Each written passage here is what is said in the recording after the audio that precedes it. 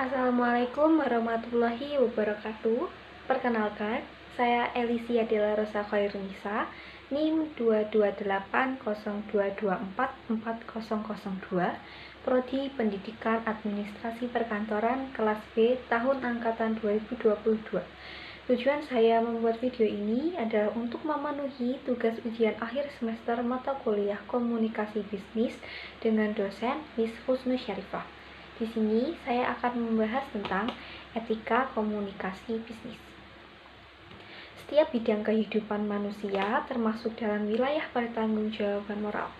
Khususnya, pemegang profesi harus dituntut dua hal, yakni agar menjalankannya secara bertanggung jawab dan tidak melanggar hak-hak pihak lain. Sebagai pebisnis, diharapkan bertanggung jawab terhadap pekerjaan yang dilakukan dan terhadap hasilnya.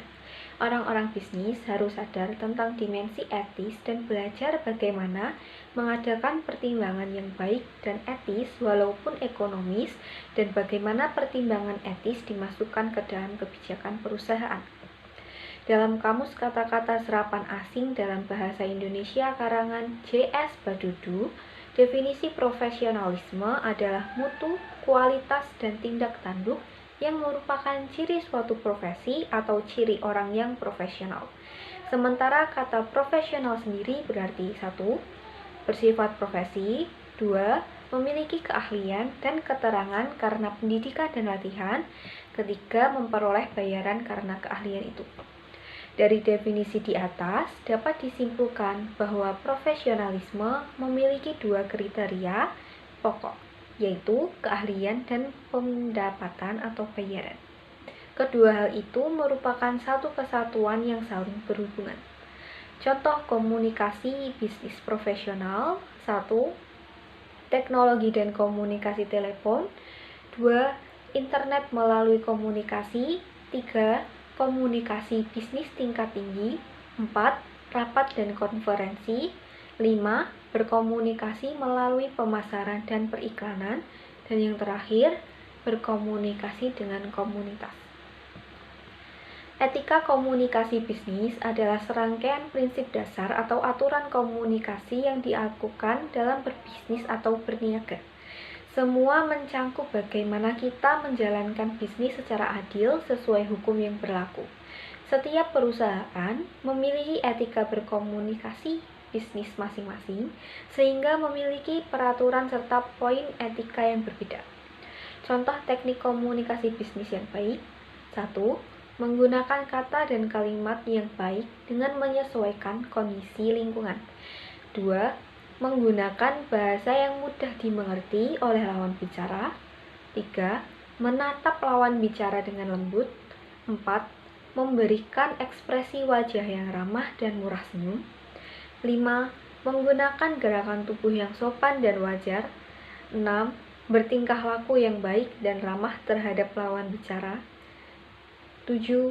Memakai pakaian yang sopan sesuai situasi dan kondisi.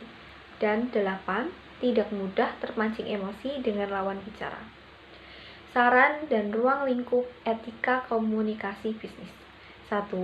Etika bisnis akan menjadi etika profesi yang akan memecahkan masalah, prinsip, dan kondisi yang baik di mana perusahaan yang baik dan etis. 2.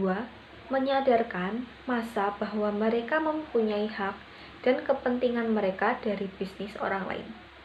Ketiga, etika bisnis mengenai sistem ekonomi yang dapat ditentukan dengan mana bisnis yang etis dan tidak tahu atau kurang baik. Selanjutnya, etika yang perlu dimiliki oleh seorang negosiator dalam bernegosiasi. Melalui definisi negosiasi secara luas, maka jika negosiasi diartikan sebagai tawaran termurah atau mendapatkan keuntungan sebesar-besarnya adalah keliru. Tawaran yang termurah akan membuat keuntungan yang tipis bagi perusahaan. Sedangkan keuntungan sebesar-besarnya justru akan membuat klien kita kapok kerjasama dengan kita. Negosiator adalah perunding, orang yang bertindak sebagai juru runding.